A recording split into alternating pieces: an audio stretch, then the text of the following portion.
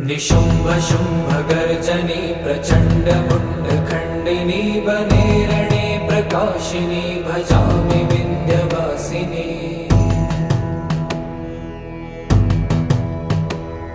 त्रिशूलमुण्डधारिणी धराविघातहारिणी गृहे गृहे निवासिनी भजामि विन्ध्यवासिनी।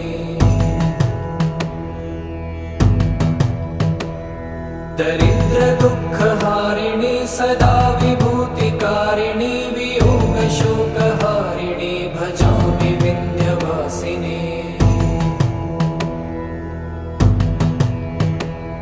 लसत्सुलोललोचनं लतासनं वरप्रदं कपालशूलधारिणी भजामि विन्ध्यवासिनी।